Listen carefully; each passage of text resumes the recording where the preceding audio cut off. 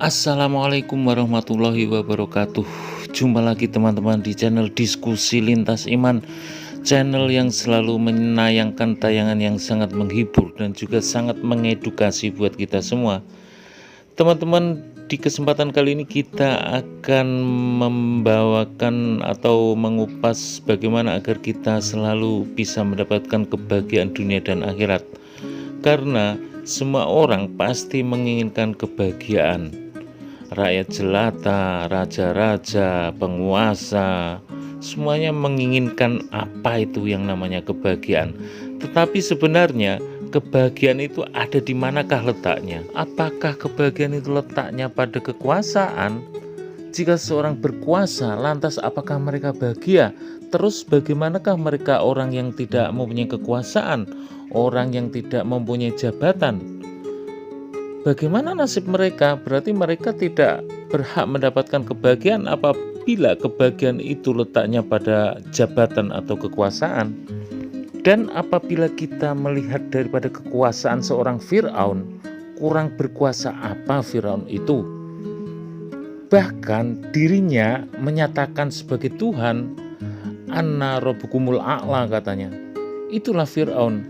Tapi apa nyatanya teman-teman? Fir'aun dihinakan oleh Allah Subhanahu wa Ta'ala dengan ditenggelamkan ke dalam lautan. Berarti kebahagiaan itu letaknya bukan dalam jabatan ataupun kekuasaan, atau mungkin kebahagiaan itu letaknya di dalam harta yang banyak. Apabila kita mempunyai uang yang banyak, kita terus bisa bahagia. Lantas bagaimanakah orang yang tidak mempunyai harta yang banyak, orang yang tidak mempunyai uang? Apakah mereka tidak berhak mendapatkan kebahagiaan? Sebagai contoh, kita lihat bagaimana Korun. Korun ini kurang kaya apa Korun ini? Hartanya berlimpah ruah, emasnya bergudang-gudang. Bahkan dikatakan kunci daripada gudangnya Korun ini terbuat dari emas dan beratnya harus ditopang dengan beberapa onta. Tapi apakah Korun ini bahagia teman-teman? Nyatanya di dalam kisah yang kita ketahui, Korun ini dihinakan oleh Allah karena tidak taat menyembah Allah.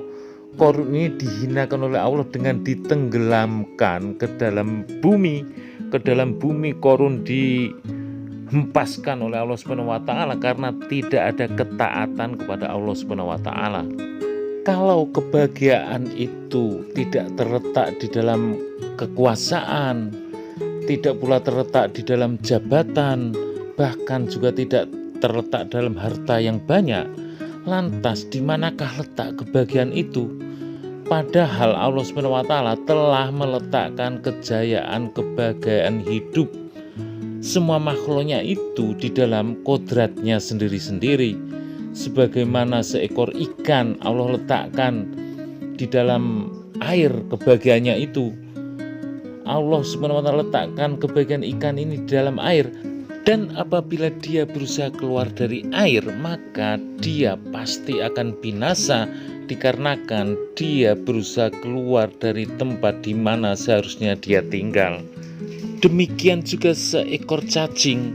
Di manakah letak kebahagiaan cacing ini? Cacing ini adalah letak kebahagiaannya berada di dalam lumpur, di dalam tanah yang gembur. Maka cacing ini pasti akan mendapatkan kebahagiaan. Terus lantas bagaimanakah apabila cacing ini berusaha keluar dari tanah yang gembur ini? Maka pasti cacing ini pun akan binasa.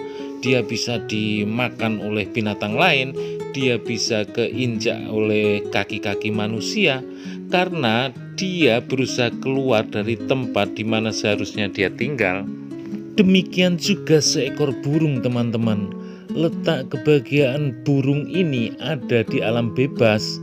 Seandainya burung ini kita tangkap, kita masukkan ke dalam sangkar, meskipun sangkar ini terbuat dari emas, setiap hari kita kasih makan yang enak-enak, namun ketika pintu terbuka, pasti burung ini akan terbang mencari tempat di mana dia bisa mendapatkan kebahagiaan, yaitu di alam bebas.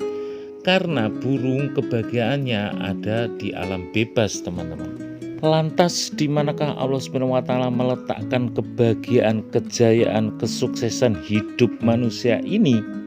Sebenarnya Allah SWT telah meletakkan kejayaan, kesuksesan hidup manusia ini ada di dalam pengamalan agama. Sejauh mana manusia ini mengamalkan agama, maka Allah SWT akan memberikan kebahagiaan itu. Apabila manusia itu mengamalkan agama ini secara 100%, maka Allah akan memberikan kebahagiaan juga 100%. Namun apabila manusia ini mengamalkan agamanya secara setengah-setengah, maka manusia ini pun akan mendapatkan kebahagiaan itu juga setengah-setengah. Jadi sebenarnya semuanya itu tergantung kepada manusia itu sendiri, sejauh mana dia mampu mengamalkan agama ini secara sempurna. Maksud daripada agama di sini teman-teman itu agama Islam ya teman-teman, bukan agama yang lain. Dan semua yang berhubungan dengan agama ini pasti akan dimuliakan oleh Allah SWT.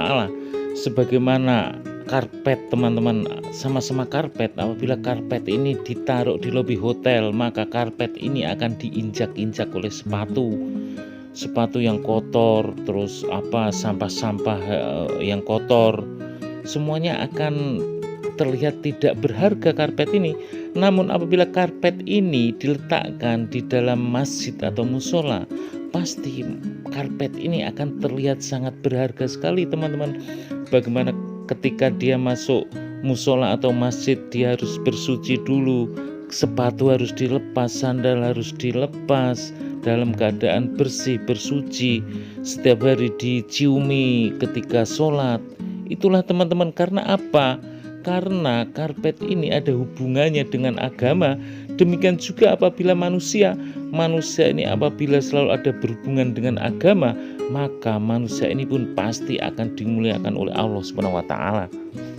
Demikian pula teman-teman, lembaran-lembaran kertas. Apabila lembaran-lembaran kertas ini dijadikan sebuah majalah atau koran, habis dibaca oleh orang, ditulis dengan tinta, sama-sama tinta, kemudian dibaca, habis dibaca, maka koran atau majalah ini pun tidak banyak berguna lagi teman-teman. Maka koran atau majalah ini pun paling banter bisa dijadikan pembungkus nasi atau dijual rongsokan, begitu teman-teman. Namun sama-sama kertas, apabila kertas ini dituliskan dengan ayat-ayat Al-Quran, maka apabila dibaca pun akan mendapatkan pahala teman-teman. Mau memegang juga harus bersuci dulu, harus berwudu dulu dalam keadaan bersih. Itulah teman-teman, karena kertas ini ada hubungannya dengan agama. Apalagi manusia teman-teman, apabila manusia ini selalu ada hubungan dengan agama, pasti Allah SWT akan memuliakan manusia ini. Dunia ini hanyalah sementara teman-teman, dan akhirat ini adalah kehidupan yang selama-lamanya. 100 tahun yang lalu kita belum ada, dan 100 tahun yang akan datang kita juga tidak ada lagi teman-teman. Yang sementara ini, di dunia ini yang sementara inilah bagaimana kita bisa menjadi penentu keselamatan kita nanti di akhirat, yang kehidupan selama-lamanya itu. Yang sementara ini harus kita manfaatkan hari demi hari, waktu demi waktu ini untuk berbuat kebaikan dan juga untuk beribadah menyembah Allah SWT. Waktu yang sedikit ini kita manfaatkan bagaimana kita hidupkan doa-doa masnunah setiap hari sehingga waktu ini bisa mendapatkan pahala. Bagaimana waktu tidur kita ini yang selama hidup kita ini berapa tahun kalau kita hitung teman-teman. Tidur apabila kita tidak menggunakan adab atau tata cara yang baik menurut agama, maka akan menjadikan umur yang sia-sia. Namun apabila kita menggunakan adab dalam tidur, maka tidur kita itu pun akan mendapatkan pahala teman-teman. Kehidupan akhirat ini ada awalnya namun tiada akhirnya, selama-lamanya. Selama-lamanya ini berapa tahun teman-teman? Imam Ghazali rahmatullah alaihi meriwayatkan, mengibaratkan jikalau saja dunia ini dipenuhi dengan biji-bijian, maka setiap 100.000 tahun datang satu ekor burung makan satu biji. terus pergi lagi, dan setiap 100 tahun sekali datang lagi makan satu biji. Maka entah berapa juta tahun biji-biji itu akan habis teman-teman. Namun kehidupan akhirat ini tidak ada batasnya teman-teman, selama-lamanya. Untuk itulah pentingnya ketika kita masih di dunia ini teman-teman, memanfaatkan kehidupan yang singkat ini untuk mencari bekal di kehidupan yang selama-lamanya nanti teman-teman. Umat zaman dahulu, yaitu para sahabat radhiyallahu anhu, mampu mengamalkan agama Islam ini secara sempurna. Beliau di dalam bimbingan Rasulullah SAW mampu mengamalkan ajaran agama Islam ini secara kafah, karena mereka masih mendengar dan juga melihat Rasulullah SAW. Kita umat akhir zaman ini teman-teman, umat Islam ini tidak melihat Rasulullah SAW, tidak mendengarkan Rasulullah SAW menyampaikan wahyu.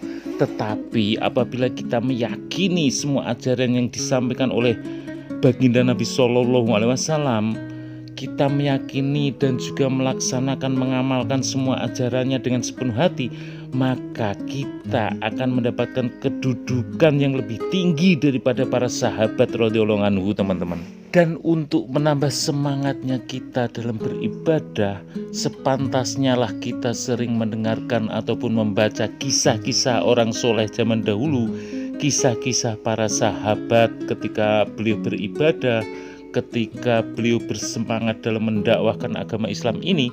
Sebagaimana Syekh Mujahid rahmatullah alaihi menjelaskan bahwa jika ahli fikih dari kalangan para sahabat radhiyallahu anhum berdiri sholat, maka mereka berdiri dengan rasa takut kepada Allah Subhanahu wa taala. Diriwayatkan bahwa jika Sayyidina Hasan radhiyallahu anhu berwudu, wajahnya akan berubah pucat. Seseorang bertanya kepada beliau, "Mengapa wajahmu berubah pucat?" Ia menjawab, "Kini saatnya untuk bertemu Raja yang Maha Perkasa." Maka sesudah berwudu, beliau berdiri di depan pintu masjid dan berkata, "Robku, hambamu ini berdiri di pintumu. Wahai Tuhan yang selalu memberi kebaikan, hamba yang penuh dengan kesalahan telah datang kepadamu, sebagaimana engkau telah memerintahkan hamba-hamba yang baik agar memaafkan hamba-hambamu yang berbuat kesalahan. Sedangkan engkau yang maha baik dan aku adalah hamba yang penuh dengan kesalahan, maka maafkanlah segala kesalahanku dan gantilah dengan kebaikan-kebaikan yang ada padamu, wahai yang maha mulia." Barulah kemudian beliau masuk ke masjid. Bahkan Imam Zainal Abidin rahmatullah alaih setiap harinya itu sholat sunnah 1000 rakaat. Ia tidak pernah meninggalkan sholat tahajud meskipun dalam perjalanan. Jika beliau berwudu, wajahnya akan menjadi pucat. Jika beliau berdiri sholat, badannya akan gemetar. Ketika seseorang bertanya tentang penyebabnya itu, beliau menjawab, "Tahukah engkau, aku berdiri menghadap siapa?" Pernah saat beliau sedang sholat, tiba-tiba di dalam rumahnya terjadi kebakaran, namun ia tetap meneruskan sholatnya.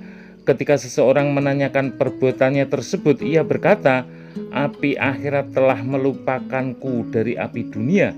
Ia juga berkata, "Aku heran terhadap orang yang sombong, padahal dahulu ia hanyalah setetes air hina dan esok ia akan menjadi bangkai." Kemudian beliau melanjutkan, "Aku heran terhadap orang yang telah mengetahui bahwa kehidupan dunia ini adalah fana, namun ia sangat merisaukannya, sedangkan kehidupan akhirat yang abadi ia kurang memperhatikannya." Imam Zainal Abidin rahmatullah alaihi memiliki kebiasaan bersedekah secara sembunyi-sembunyi pada malam hari agar orang-orang tidak mengetahui siapakah yang memberinya. Setelah wafat barulah diketahui ada 100 keluarga yang sering dibantu.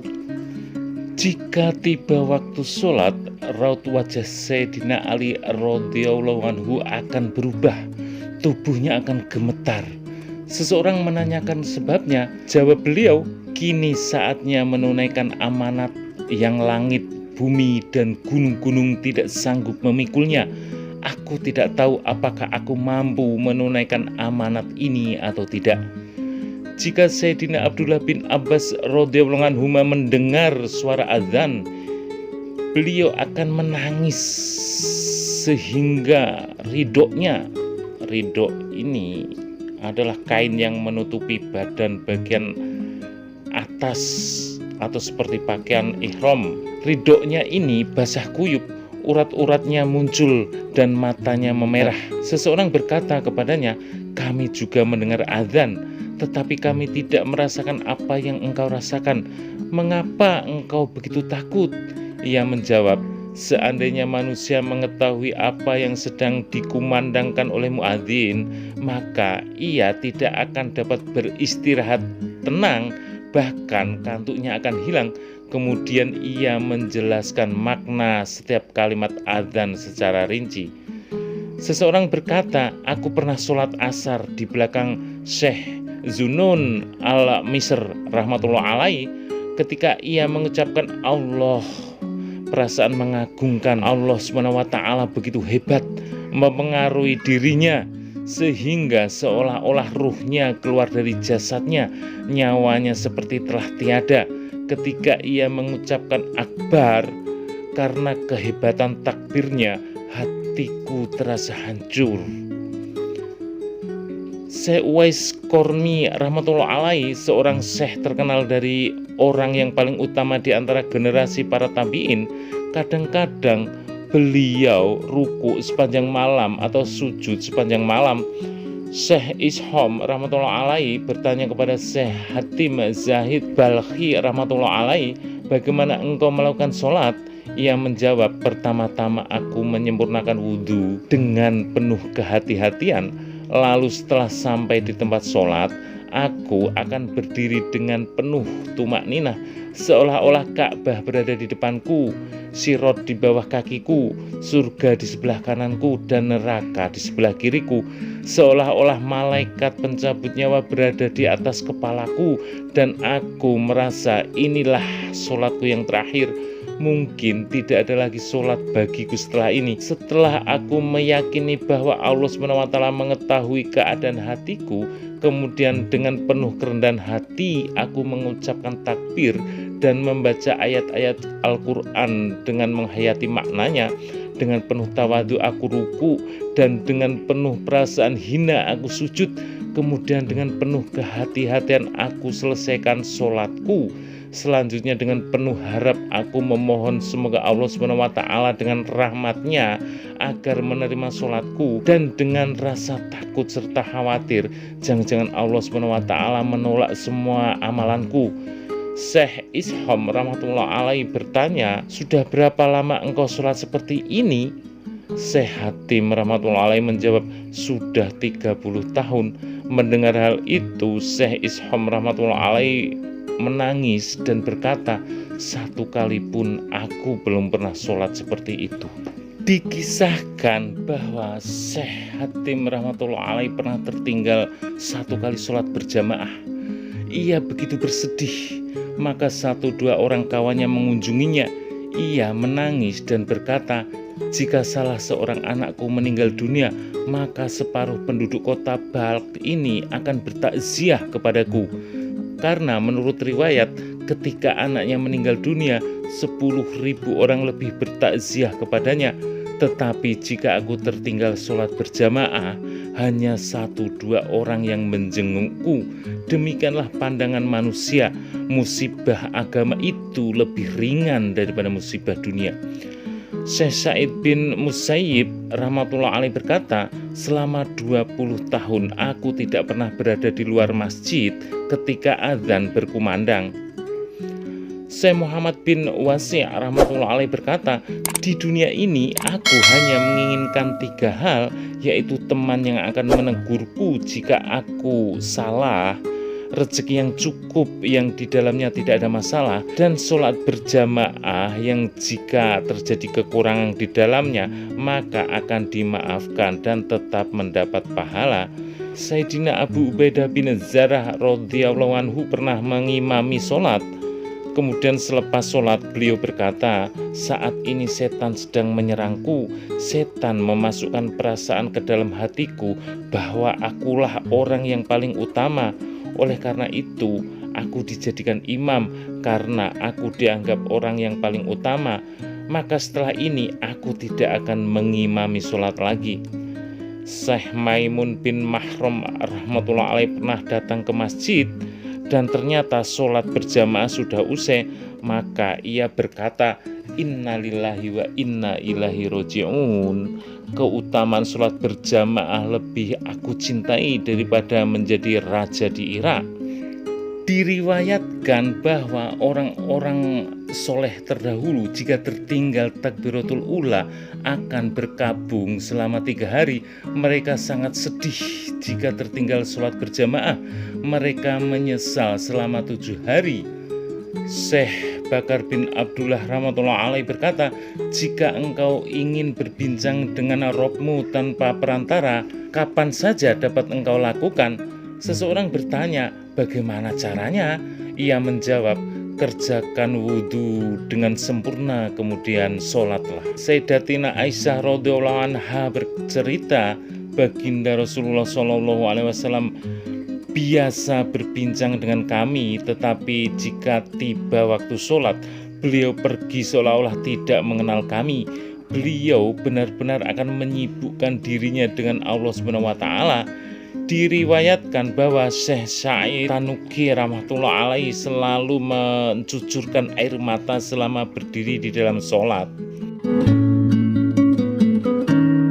Syekh Halab bin Ayub rahmatullah alaihi pernah ditanya seseorang, apakah lalat tidak mengganggumu dalam sholat?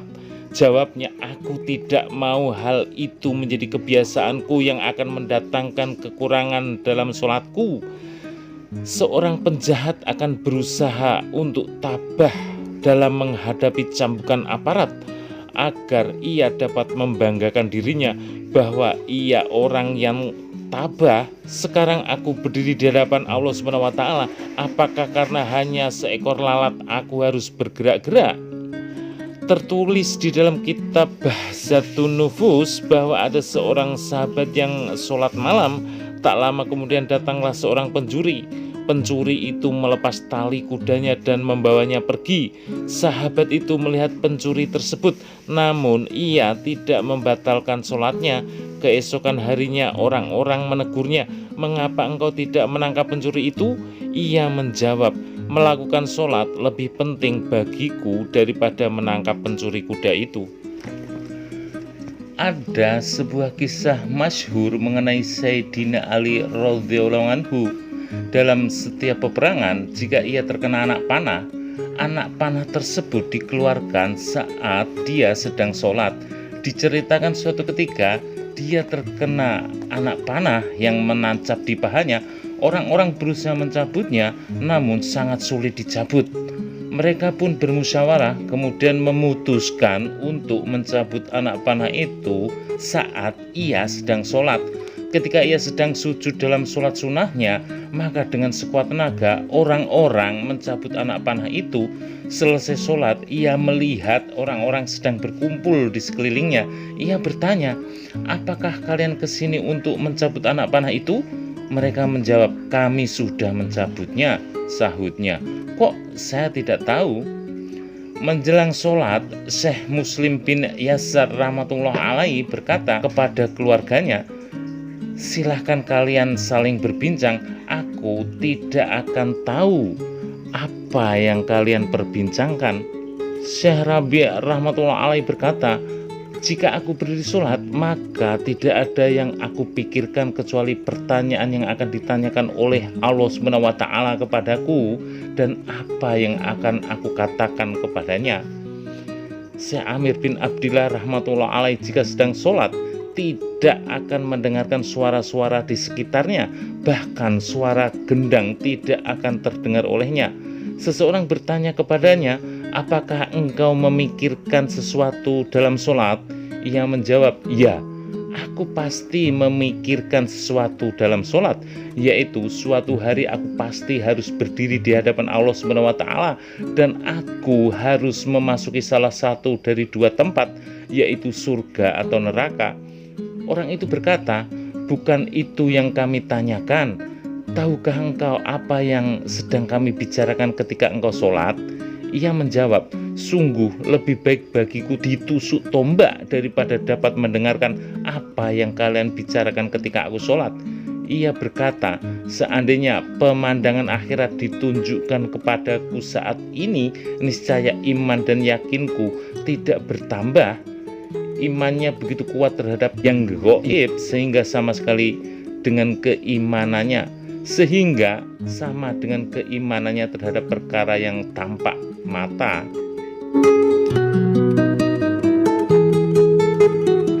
Ada seorang soleh yang salah satu anggota badannya telah membusuk hingga harus dipotong. Teman-temannya merencanakan untuk memotongnya ketika ia sedang sholat, agar ia tidak mengetahuinya.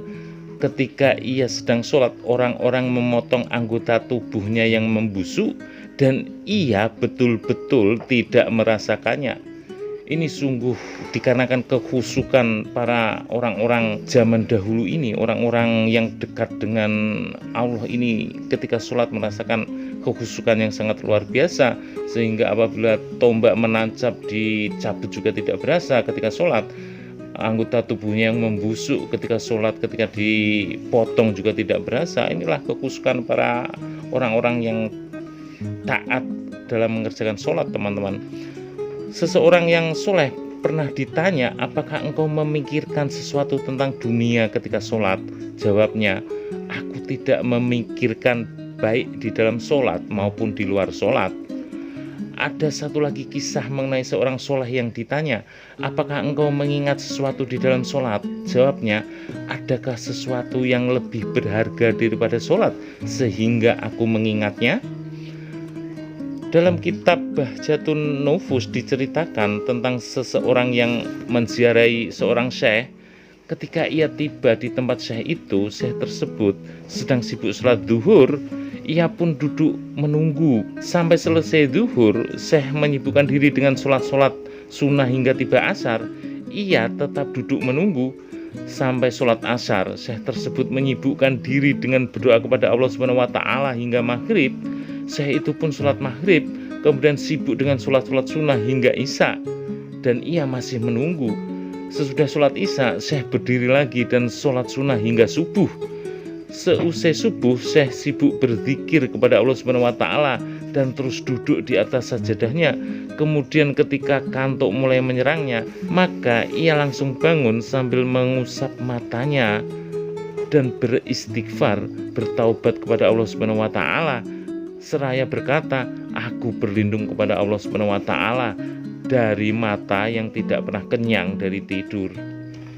Dikisahkan tentang seorang yang soleh yang jika ingin tidur ia pun berbaring dan berusaha agar matanya terpejam. Namun bila kantuknya tidak datang juga, ia langsung berdiri dan sibuk dengan sholat. Ia berkata, ya Allah, sesungguhnya Engkau maha mengetahui, karena rasa takutku kepada api jahanam kantukku telah hilang. Kemudian ia pun akan menyibukkan diri dengan sholat hingga subuh. Banyak sekali kejadian dan kisah mengenai orang-orang warok yang biasa menghabiskan malamnya dengan beribadah kepada Allah Subhanahu wa Ta'ala dengan penuh keasikan dan kecintaan, sehingga tidak mungkin saya tuangkan, saya bahas semuanya di sini. Sedangkan kita, karena sudah terlalu jauh dari kelezatan beribadah seperti itu, mendengar kejadian-kejadian seperti itu terkadang malah meragukan kebenarannya. Namun demikian, ada dua hal yang perlu kita perhatikan. Pertama, kejadian-kejadian dan kisah tersebut telah diriwayatkan dalam kitab-kitab Torik dan riwayat yang begitu banyak, sehingga bisa dipastikan kebenarannya, maka kita harus meyakini kebenaran kejadian-kejadian dan kisah tersebut. Yang kedua, kita lihat di depan mata kita, manusia kini mampu berdiri semalam suntuk untuk menonton di bioskop atau teater pertunjukan tanpa merasa letih dan kantuk. Kemudian, mengapa kita meyakini kelezatan maksiat tetapi mengingkari kelezatan taat? Padahal dengan ketaatan Allah Subhanahu wa taala akan memberi kekuatan kepada kita. Adapun yang menyebabkan kita mengingkari kenikmatan-kenikmatan itu karena kita belum pernah merasakannya. Orang yang belum balik tidak mengetahui kelezatan yang dirasakan oleh orang yang telah balik. Semoga Allah Subhanahu wa taala memberikan taufik kepada kita untuk dapat merasakan kelezatan-kelezatan tersebut. Wallahu a'lam bishawab. Demikian teman-teman, telah kita bahas bagaimana kita harus mengetahui letak kebahagiaan dan kesuksesan hidup manusia itu ternyata ada dalam pengamalan agama secara sempurna, sebagaimana para sahabat telah melakukannya. Para sahabat ini mampu mendapatkan kebahagiaan secara sempurna dikarenakan mereka ini mengamalkan agamanya pun dengan sempurna, dengan ketaatan yang sangat sempurna. Semoga kita bisa semakin semangat dalam beribadah, dan jangan lupa teman-teman subscribe channel ini dan juga berikan like dan juga share kepada teman-teman yang lain agar bisa merasakan kenikmatan-kenikmatan yang lebih luar biasa dalam menjalankan ibadah kita. Kita tutup dengan doa kafaratul majelis. Subhanakallahumma wa bihamdika asyhadu an la ilaha illa anta astaghfiruka wa atubu ilaik. Wassalamualaikum warahmatullahi wabarakatuh.